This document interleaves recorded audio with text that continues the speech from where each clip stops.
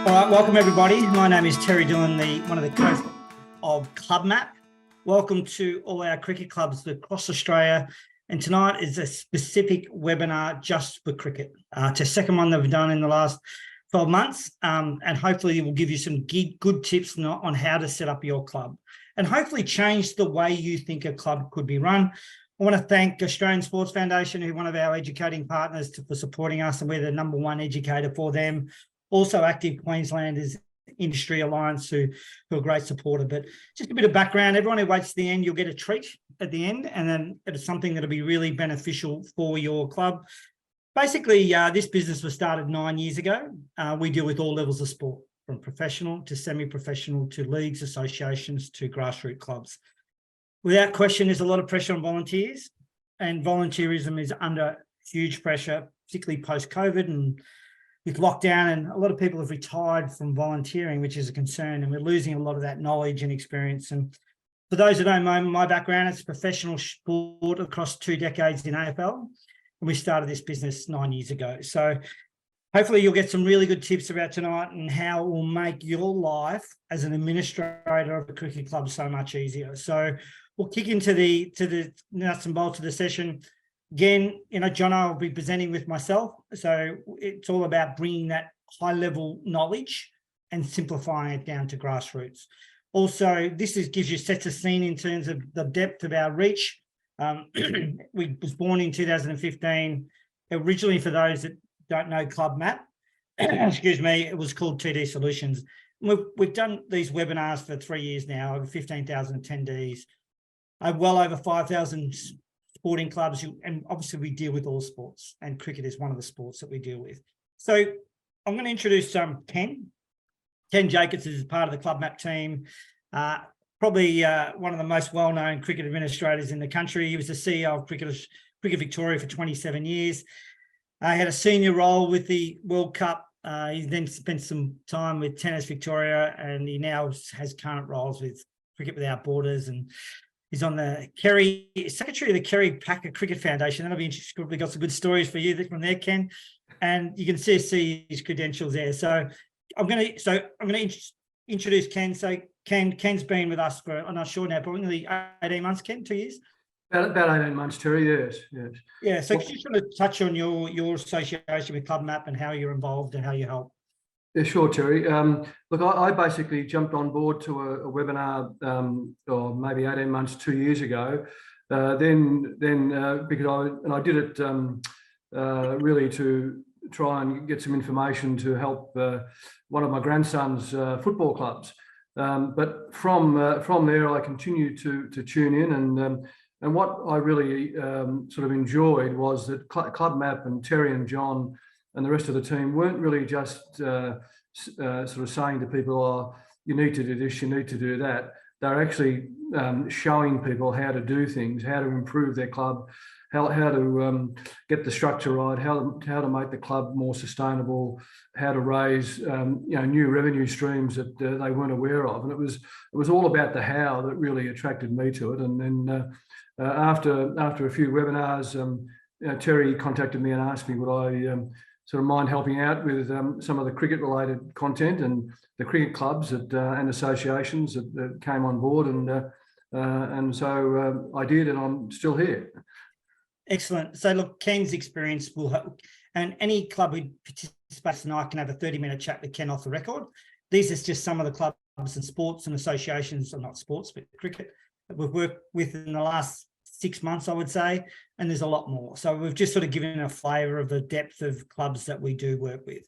So we're going to walk through, before we get into the real nitty-gritty of the session. And I go through this slide every time we present, but this is the major issue across Australian community sport. 9 out of 10 people who run clubs aren't actually taught how to run a club.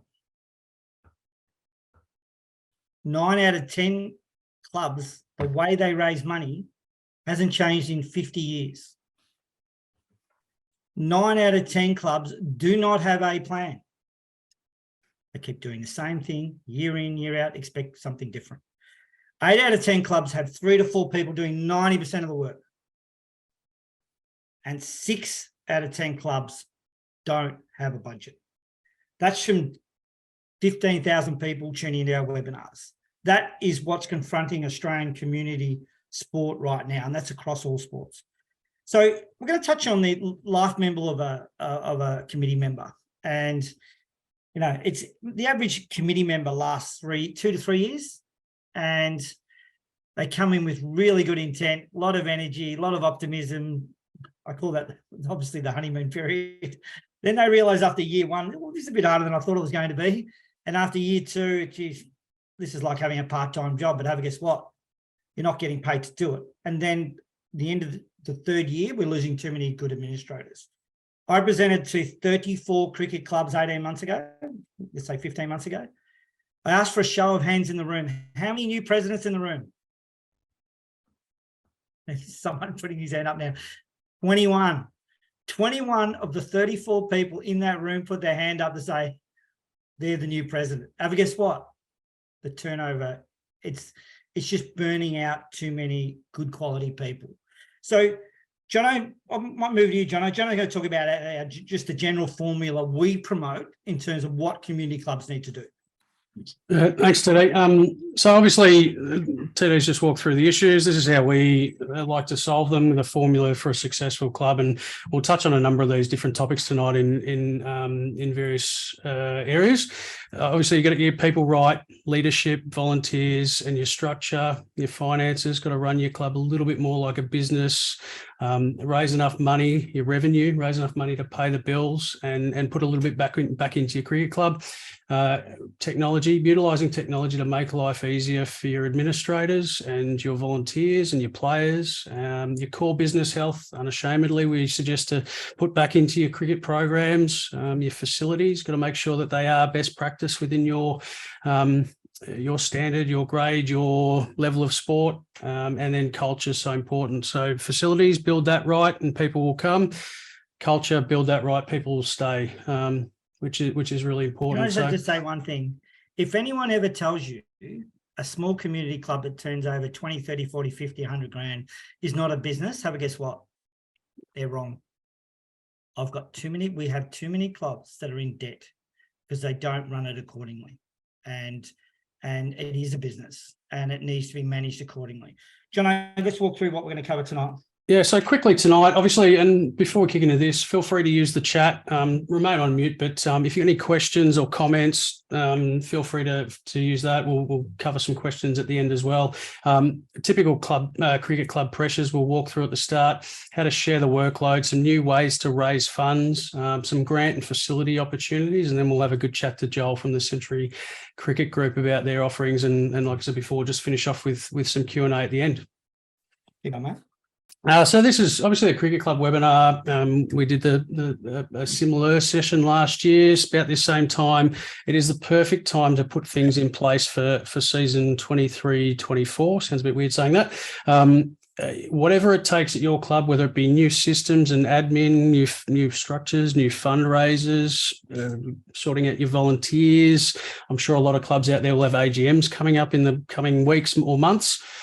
All of that needs planning, and a lot of clubs just get towards that sort of August, September area, spend all the time trying to find some coaches and players, and then they get to season time and go, "All right, we've got to raise some money. We need more volunteers." All these sort of things. It's far too late for that. So getting all that stuff sorted now this time of year is so important. Perfect. Now, my advice to every single person on this webinar: to spend time to get your committee structure sorted. And we're going to go through what's happening out there as opposed to what should be happening. A lot of our clubs don't spend enough time getting their structure right. I say 1,000 times, until you get your structure sorted, everything is hard. We can give you the great new age revenue ideas and structure ideas and operational ideas, but unless you've got the people to execute, it is too difficult. So this is a typical challenge with cricket clubs across the country. Most cricket clubs have a president, a secretary, a treasurer, a VP, and then general committee. You'd be amazed at how many clubs have that, right? Every club should have a structure that goes with that. Everyone should be holding a portfolio. This model here is out of date. We do promote a 3-tiered structure. We don't give a, look, I should be up front here. We don't give we give enough away. We could spend 50 minutes just on structure. We're going to spend 2 or 3, right? But obviously we're sowing a lot of seeds about what should be done. But we promote 3 levels for a committee structure. The executive are the decision. If you've got 15 on the committee, you can't have 15 all running the club. When I say running the club, actually making decisions on how to run the club. Some of our clubs are paralysed by bureaucracy, but you should be broken up in decision makers. Non-executive are people who sit on your committee or board who have a role to play. We have a lot of people sit on committees and boards who don't have roles, and some of them are there respectfully just there to listen to the gossip and what's going on around the club. But do they have a specific role? And often a lot of clubs don't. The bottom level is often the greatest missed opportunity. People think you need to be on a committee to help. A lot of people don't want to go on a committee. A lot of our committees are 40 years and over. The 40 years and unders are paying off a mortgage, putting food on the table, trying to balance family, club and work. Right? But it does, there's a lot of people who don't want to give up their Tuesdays, their Thursdays, their Saturdays, or whatever it might be. But my advice to all clubs is to have a structure that is visual. Can I just emphasize that point? A visual structure. People need to know where they sit in the tree. We have a lot of people at clubs that just have a list of names and who they're reporting to, who's reporting to the treasurer, who's reporting to the VP, who's reporting to the cricket director.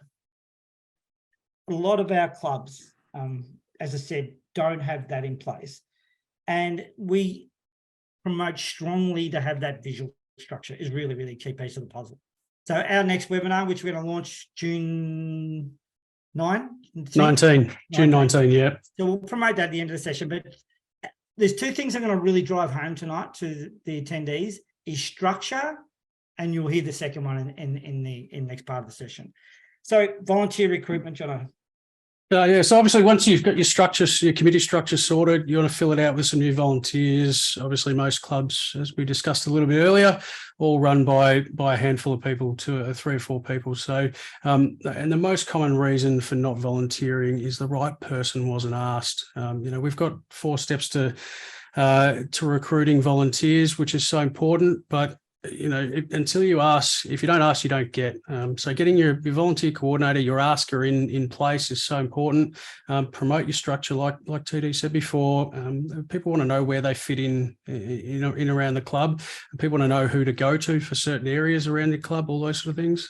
Use our education. So a lot of people, one of the biggest barriers to volunteering is, I've never done that before, don't know what to do. So for those that are engaged with us through our education platform, you can actually learn in your own time, and we'll go through that, what's in there a little bit later on, but it's such a powerful platform so people can learn on the job. And then the over 55s opportunity, which can be a game changer as well. Yeah, look, a lot of clubs have that flat structure, but by having the visual structure, people who you're potentially recruiting, they see where they fit in the tree.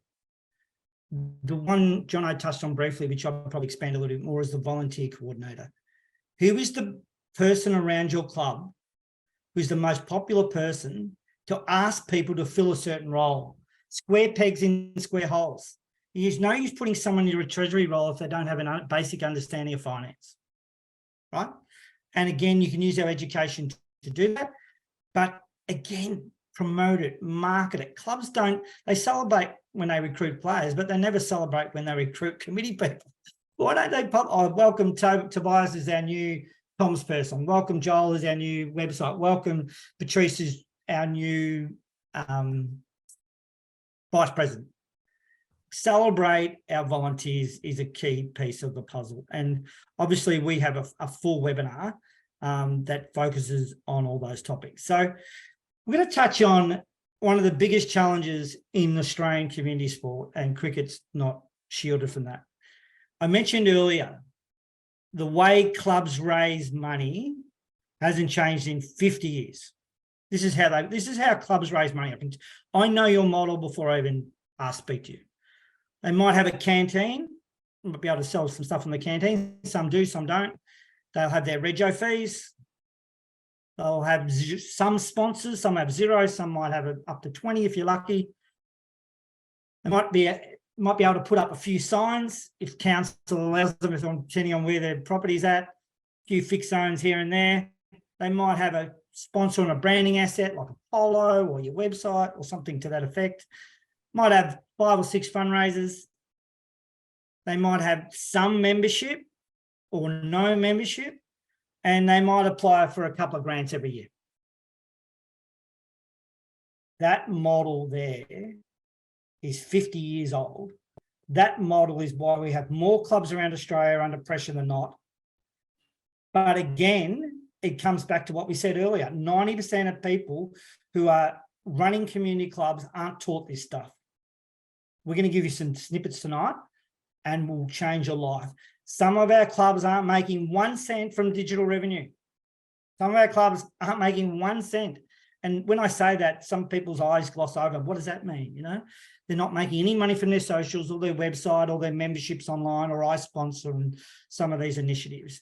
So we're going to give you some short tips tonight of how it could really change your way. So, Jono. Yeah, so traditional fundraising, it sounds a bit funny. We tend to steer clubs away from fundraising, do a couple of them really well, sausage sizzles, whatever. Great community exercises. They do great stuff and they bring people together and then offer great exposure to your club. They are great community exercises, but they are hard work. And often you get the same few people on the barbie all day. Spending 100 hours to raise $1,000, and depending on where your club's at, that may pay the bills. For a lot of clubs, it just doesn't cut it, unfortunately. Particularly for those clubs who have to, maintain their own pitches, wickets, all those sort of things. A lot of clubs struggle in those areas. So, you do a couple of those fundraisers well, and put more of your resources, your people, time, and effort into spot membership and sponsorship. Can I say, a lot of people say, "Oh, we don't charge at the gate, so we can't have a membership." Bollocks. Membership is about connection with the past as much as anything else. And outside of the committee structure I talked about earlier, membership is the number 2 focus that every club should be involved in, right? And the good thing about membership and sponsorship, the profit margin is about 95%. Some clubs say it's 100%. No, hopefully you're giving a little bit back to your partners and it's costing you a little bit to service them. But again, we do steer our clubs to membership and sponsorship. A lot of our clubs struggle with sponsorship. They don't know what they're selling. It's basically pulling on favours. But again, we work on a couple of vehicles, like a business directory that brings all your sponsors together, a couple of other sponsorship digital assets that we'll walk through when we do the sponsorship session. But again, sponsorship and membership should be your focus. You know where clubs struggle with this? It's usually given to the president or the secretary or the treasurer. They're wearing 3, 4, 5 other hats. And they don't have anyone dedicated to membership, past and present. They don't have anyone dedicated to sponsorship. It's usually, remember those 3 levels we talked about earlier? Normally a lot of clubs, people in the first level are doing the jobs in the second and third level at the same time because they haven't spent the time to get their structure sorted. And people often say, well, that's great, TD and Jono, but guess what? We don't have the people to fill those roles. That's where the over 55s opportunity comes in. People 55 and over to work 30 hours a fortnight, to be paid 16 grand a year per persons, and it is plural. You can have as many people as you like. We don't go into those details tonight because it just raises so many questions, but it's a massive opportunity for a lot of our clubs. Membership. Most clubs do what's on the left well. They get their regos, but they're missing out on the right-hand side. A simple membership package, it might be $30, $50, $100. And again, it's about having 2 or 3 packages. It's about having the ability to buy a membership online. Some of our clubs still have membership forms, literally manual forms. So we do promote, keep your membership packages really simple and promote it accordingly. But membership is a lifeblood of clubs. It's about reconnecting. There's a lot of people come and go from community clubs. Once they leave, there's minimal to no contact with those people because their database is usually sitting on someone's Excel spreadsheet on the former secretary who was in this role 2 or 3 years ago. They don't have that stored in a cloud-based program that once those people move on, that you can benefit from the past. And a lot of our clubs don't. So, John, I touch on sponsorship and the real challenges, and I suppose how we sort of assist with that. Yeah, so a sponsorship can be a tricky one. I just saw Gary's question there. Obviously, we dive deeper into sponsorship as we go, but one of the, and I'll get to a tip maybe at the end. We'll cover that in the Q&A. But often sponsorship is based on existing relationships within your cricket club or your cricket association. It's usually seen as a bit of a donation from that person or that business, and sponsorship assets that offer real value are not often assessed, and quite often you get sponsors who are getting not much value. They might contribute for a couple of years and they go, I'm not getting much back. And we promote a business directory, digital, hard copy, soft copy, support those that support us. And it's a bit of work pulling it all together, but most sponsorships, it's one-way traffic. And they end up being short-term sponsors because they don't have the reciprocal benefit where they're marketing it to their group. Look, sponsorship for us is a low-hanging fruit for clubs. And literally half of sponsors at community level, have a guess what? If it's a donation. If it's a donation, and this is getting into a little bit more complex area, that money should go to the Australian Sports Foundation because the benefit to the individual might be better off going to the ASF compared to the company tax rate. It's a bit full on to cover that. ASF, someone's just talked about, I'm not surprised when you hear that. The ASF, every single club in Australia should be registered with the Australian Sports Foundation. But it's one of the best kept secrets. People think it's just about fundraising or doing something, but this is, and I think it's all about getting new courts or new nets or new wickets or whatever it is. But this can be, you can build it into your membership program and your sponsorship program and just general donations of gifting and bequesting.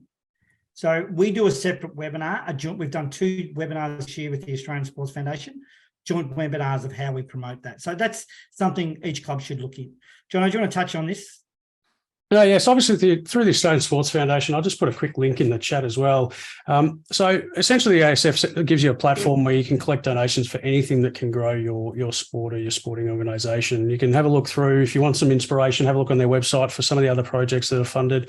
They're one of our partners. They'll help you out with any direction, any materials, any selling of the story is so important as well when you're asking for money, particularly leading up to June 30 is a really popular time. So have a look on there, get in touch with them. They'll steer you in the right direction. After doing this for 9 years, one of the biggest challenges of community sport is having a centralised database. I know you have MyCricket, which is all about registrations and so forth. Are they moving to Play HQ, Ken? I think they've moved to Play HQ, yeah. Yeah. Some sports have, some sports have. Yeah, so, but that's all about registrations of players. It's not to do with having a CRM, having the ability to have an e-commerce platform. So we say to clubs, some clubs are still using an Excel spreadsheet for their profit and loss. Some clubs don't have a database. Some clubs are still, the registrations are normally okay because it goes through they're going to be Play HQ. But, some clubs they've literally got an FPOS machine. They don't have a point of sale. Some of our sports can't buy membership or apparel online. Now, even things like iSponsor, every club should explore that as a fundraiser, a digital fundraiser. And it's something to look at. The Australian Sports Foundation, we do promote a product we haven't mentioned here tonight. It's called Tidy HQ, which is a one-stop shop. It does all that. The only thing we don't promote on Tidy is the finance side of things. It's more of a cash book, money in, money out. We promote more so the accounting packages than anything else. But we do find we've got too many. We often ask clubs, what's the quality of your data from 0 to 10? Let's say you've been around 3 to 10 years, 10 to 30 years. They always say 2, 3. Often data stays on someone's home computer. When those people move on from those roles, they never see the light of day ever again, that data. And they start from scratch. That's why having a platform stored in the cloud. any clubs who look for capital projects, if you're a club that needs some capital infrastructure support, about facilities, and we know facilities are long-term projects. And I see, and again, you know, these projects often take 7 years, without discouraging anyone from go to woe. If anyone needs some support about your facilities and your infrastructure and your planning, whether it's a master plan, give Paul a call. Paul's email's there, Paul@Voya. So have a chat to Paul. John, if I can just add there that just on that slide, important to note for people, hopefully they saw it, that Paul has a long time involvement at Monbulk Cricket Club, so he knows the cricket club environment. He's in the same space as everyone else who's on this webinar. Yeah, 100%. Thanks, Ken. Ken, do you want to talk about the Australian Cricket Infrastructure Fund while you're at it? Yeah, sure. Thanks, Terry. These are 2 grants that are open to all clubs around Australia. I'm sure you're aware of them. If you're not, you should certainly be aware of them. They're not open at the moment. They've closed. The infrastructure fund closed just recently, but it's open not just to clubs and associations, but also to schools and other community groups. So if and there are a number of schools now that are looking to upgrade their cricket facilities to work with a local cricket club who might have increased the number of teams, they're short on grounds, etc. So clubs and schools can work together on this one. But there are both major and minor levels of funding in both the Grassroots Cricket Fund and the Cricket Australia Infrastructure Fund. And the Grassroots Cricket Fund is one in particular. As Terry said, Paul Utting can certainly assist with the Infrastructure Fund. With the Grassroots Cricket Fund, that's one that CLUBMAP can also assist you with. We can help put together a grant application for you. We've done it very successfully recently, and Faz, who I think is online tonight, from our grants team, and Claire and Ricky do a terrific job in helping clubs with grants, and that's a big success story for us with cricket clubs. Look, there's state government grants that are available. There's local council grants for our services. So obviously we do spend 5 minutes each session promoting our services of how we can help clubs, because often clubs, they know they've got an issue, and often their leagues and associations, and even sometimes their state bodies, don't have the resources to support them. So potentially we become that sort of support for them. And again, the grant through, as Ken said, Grassroots Cricket, I think we got about a 2/3 strike rate. So all the clubs we applied for a double workshop were successful. So if anyone's interested in potentially getting additional support, which we'll touch on as we go through the session. So cricket kit, Ken, what's it? You want to talk to that? Just cricket kit, just for tonight, tonight's webinar. Cricket kit Cricket Kit is owned and run by a chap named Swan Richards, who's a bit of a legend in Australian cricket. Swan, if there's anything to know about cricket equipment, Swan knows it. He's former managing director of Grey Nichols Australia. It was Swan who invented the scoop cricket bat, which is also a bit of a legend. Wow. He's made bats for all the champions of the past, Tendulkar, the Chappells, Brian Lara, you name it. He's personally made their bats, but he sells everything you need by way of cricket equipment. He said that if anyone, and I'll put his details in the chat, the contact details, but anyone who might be interested in looking to get some equipment prior to the start of next season, he'll look after and give you a good deal. If anyone's we're not going to say where Ken lives. Ken, are you in the room? When he was CEO of Cricket Vic, every year he got an international bat signed by the touring teams. Are you in that same room, Ken? No, I'm not in that room, Terry. Oh my God! Seriously, it is unbelievable. Like it's like going to the Melbourne Museum. It is crazy. He's going back. What years of it? From 19. He's got plenty. It takes up the whole house pretty much. But okay, Terry, if I can just go back quickly to Northfield, John. Northfield again. There, Stephen Field, a bit of a legend in the Hamilton and District Cricket Association down in here in Victoria, from Dunkeld. He provides for those clubs who might have turf wickets or turf practice wickets.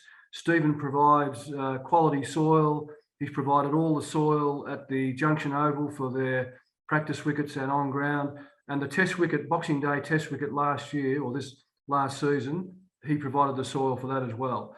He'll also look after you if any club is interested in or has a need for soil for practice or centre wickets.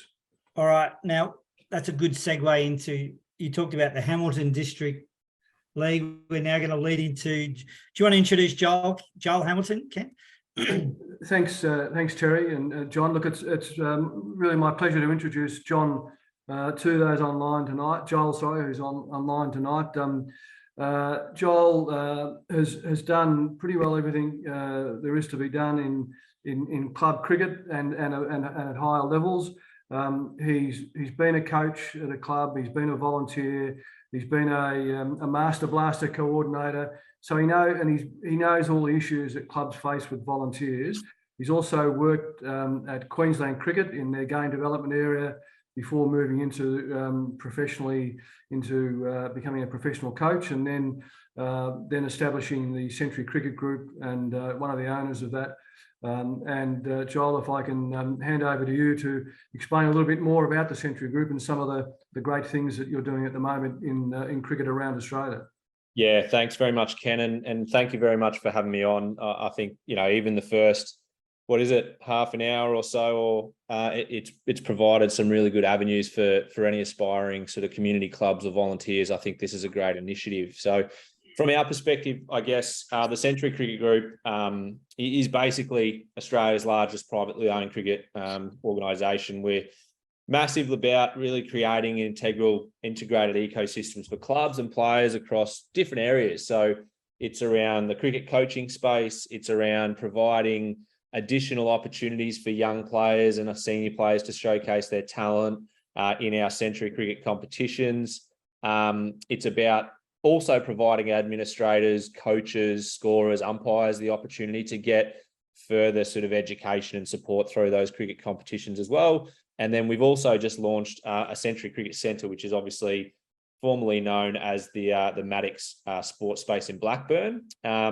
In terms of the coaching component, we'll sort of go through each of these quite quickly. The competitions basically is like the IPL for junior and amateur cricketers. So what we find and what we see is that's in the Brisbane Premier League and the Adelaide Premier League. We'll have some hopefully pretty good news in the next little bit around Melbourne and Sydney and potentially Perth later on. But what we do with these competitions, it's all about adding value into the cricket ecosystem, not replacing it. So the competitions basically, as we said, it's about getting kids to be able to be what they see. So I guess jump on, play in coloured clothing, white balls, be picked up via a draft like they see in the international sort of circuits, and senior teams are picked out by auctions through monopoly money. And I think the big thing about this, as we said, is it's about creating that additional support to cricket. It's not about sort of taking things away from club cricket or pathway cricket or grade cricket. It's about giving more players, more administrators, more coaches the opportunity to sort of work in and be involved in something that sort of gets you closer to that elite level. We had over 1,500 junior cricketers nominate for the Brisbane competition with 800 spots. And then obviously 800 nominate for about 468 spots for Adelaide. And we're really keen to sort of grow that, obviously. From the coaching component, that's probably a really big one where we can see volunteers or clubs really benefit from our support and what we provide. It was formerly known as the Australian Cricket Institute, and that was Australia's largest private cricket coaching company. I actually launched that 7 years ago with my business partner and ex-teammate at Toombul and work colleague Nick Fitzpatrick at Queensland Cricket. We've sort of grown that to having over 3,500 kids in our programs each year in over 50 locations around Australia. So we have partnerships with over 50 clubs around Australia to help provide opportunities for young cricketers who are looking for additional coaching and support outside of what they get in their club system. And that's via our academies or our holiday events. There's opportunities for us to work with clubs and, again, provide additional revenue streams for them. And that sort of ties in really well with the conversations today. It's about sort of trying to modernise, the way clubs actually extract revenue to be able to help their clubs prosper. There's all sorts of opportunities for us to be able to speak with clubs who wish to hold holiday events, run joint ventures with us and everything like that. But the big one here, I think, for clubs is supporting clubs in their volunteer. And that's through two things. We've got our Coach Assist platform. We also can do club visits where we can bring some of our sort of higher level coaches, our higher accredited coaches to come out and sort of run coach educational sessions or run their junior programs. But the big thing is this Coach Assist program. So it's basically a structured platform for volunteer coaches. Each of the coaches get their own weekly sessions mapped out to the minute each session. There's about 16 weeks worth, and it gives the options for more experienced coaches within their club to sort of pick and choose everything as well. So it caters for probably all spectrums of volunteer coaches. And we actually find a lot of clubs really have come back from our perspective or to us and spoken from their perspective about, again, another retention and recruiting tool for both club volunteer coaches, but also players who come and see clubs who are involved in the Coaches Vault or Coach Assist platform. They see that their club coaches are actually providing engaging, fun and enjoyable sessions, but it's not down to the coach to pick and choose everything, to go online, find sessions, think off the top of their head where they can get it, or the junior director of cricket who's so in charge of every other little bit and piece that's going on in club cricket and junior club cricket. It's about adding value to what they currently have in their club committee and giving each volunteer coach the ability to sort of access these sessions based out around the age group that they're coaching. So if you're an under 10s coach, there is a 16-week session program with video examples, minute-by-minute session instructions on how to provide a fun and engaging session for young cricketers, and to remove the fact that we're getting kids coming in hitting cricket balls for 5 minutes in the nets and just bowling for 40 minutes. So we're really keen to chat with anyone who might need some help and support, both from a club volunteer coach perspective, helping provide and support their volunteer coaches and their committee from the on-field stuff, because CLUBMAP obviously do a great job off the field behind the scenes. But we also have the opportunity for us to engage with clubs around running specialised coaching events for their juniors or senior programs, and coming out and working with them. There's not really a cookie cutter, here it is for you and you can choose it. We have all sorts of structures that we can sort of help and provide value to clubs, both from giving juniors an opportunity to develop and learn, but also how we could potentially help the club prosper from a support and a cash flow perspective as well. Awesome, mate. So just we're probably running a little bit over schedule, but we're going to hang around for probably 10 or 15 minutes taking some questions. So Joel, thanks for that, mate. If you can hang around, that'd be great. Yeah, easy. So I just want to, we do obviously deliver workshops to our clubs, but it's okay for us to say what we do, but I think it's really important. We're going to play you just a couple of short feedback videos on a short video, but on feedback of what clubs that have done with us. So hands up, thumbs up if you can see this. All of the things tonight were really practical and really things that, you know, they'll be able to work with and implement in the future. So I think that was really, really, really good. What it's done for me is, I think over the last few years, we've sort of known that we have these issues. We've fiddled with the structure a little bit. We've tried to, come up with the best way that we possibly can, but actually sort of seeing that and what a structure that could underpin us for the next 10, 15 years as we move. I think it's heartening that we've kind of all had that as a thought over the last few years, and now we've kind of got something that we can sort of potentially work with. Oh, really exciting to have some new ideas regarding revenue, which is there's no doubt we're not trained in that area, are we? So we've been working the same way we've been working for the last 40, 50 years. The thought that we could potentially spread the load a lot better and not really just hammer the same old people, almost driving them around the club through exhaustion. So that really excites me. Looking at the committee structure in a different way was really unique, because that starts to bring in all the new roles around clubs, including all the digital stuff and revenue. So I thought that was a really interesting way of looking at the roles in the club. and could create some exciting new roles for people and use some skills that people have got that we didn't know they had. The array of different options for raising revenue. I was totally unaware of all of them, or not all of them, but most of them. So that's opened up my eyes to some great options there. You know, it's given me a bit of new lease on life, and I love all the new revenue opportunities. We're close, but we're still a mile away. All of the things. Perfect. So, Jono, we might just bring up the poll now, and I'll talk through this, and people can answer the poll as we go through. But basically, a lot of our clubs, just everyone can just have a look at that for a second. A lot of our clubs, maybe just hold off for a second while I walk through it, but a lot of our clubs don't know where to get help, right? So we offer direct support. And for example, we do online workshops and webinars and health checks and so forth. And if you hang around to the end, everyone will get a free health check, right? So anyone who hangs around to the end. So we also work with councils in sports, so leagues and associations who might run a tailored webinar series, just because I know there's some associations tuning in tonight. Also, you know, some sports need independent reviews. You know, we're finishing reviews of 3 or 4 sports at the moment, and some of our councils need to support our clubs. Also, again, these are some examples of our independent reviews that we undertake, where a league might want a strategic plan or might want an independent review of how things are going. They often may want to pay for a webinar specifically for their clubs. So this has got everyone in there tonight, but it might be a league that's got 20 clubs and said, look, we want to run a webinar specifically for our clubs inside our league.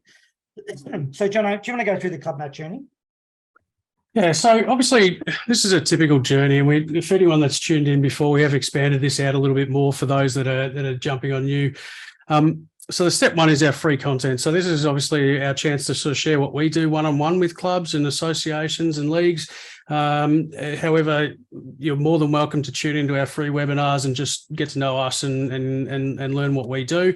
Step 2 is to have a chat with us. Obviously tonight you'll have the chance to book in a chat with Ken and Ricky and TD, myself, anyone. The idea is then to just discuss where you're at your club, your tailored solutions, but also the pressures that you guys are under, and obviously the free health check, which you're going to get tonight as well. From there, you know, choosing your path, basically, you know, the free range of workshops, get your plans, and then, you know, the final step is a thriving club, which we've got plenty of examples. We have a model for $500. You get access to all our education, 170 videos. There's 250 downloadable templates, all in the one location. We also, all our webinars are on demand. So if anyone needs support, education, because remember the first slide, we said 90% of people who are running clubs aren't actually taught this stuff. So that's something that's available. We do this is where potentially those grant fundings can come into play, but our core business is what's in front of you. 2 workshops, the premium workshops, we build a strategic focus, operational focus, and we walk through revenue initiatives. That's the first session. It's called a premium workshop. For me, the most important session is the second one, the facilitation workshop. Okay, we built the plans in the first session, but how do you bring it to life? You know, the first session is all about what needs to be done. The second session is all about who's going to do it, when does it need to be done by. This is without doubt our core. All those leagues that or clubs we promoted earlier, those logos, they went through this process. So again, anyone who works with us, they get 12 months support. It's like having another vice president in your back pocket. So if people need support, whether it's want to chat, want access to A, B, C, D, and E, want to speak to Joel, can we encourage everyone to spend just a minute completing the survey in front of you? That'd be great. Also, so Jono, we'll keep that poll going. So if everyone could just, even if you don't want to participate, if you can just say no or whatever, but there's a couple of points in there that will benefit everyone. So Jono, we're going to offer this to every club tonight. Jono, how do we go about this, mate? Yeah, so you can use the QR code if you want to scan that, or I've just put the a bit.ly link in the chat.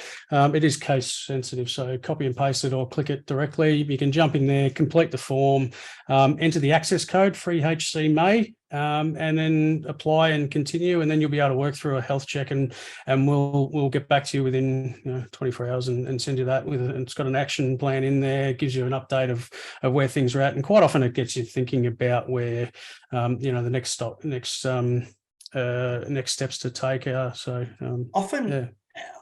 I'll just say this: people and clubs we work with often know something isn't quite right.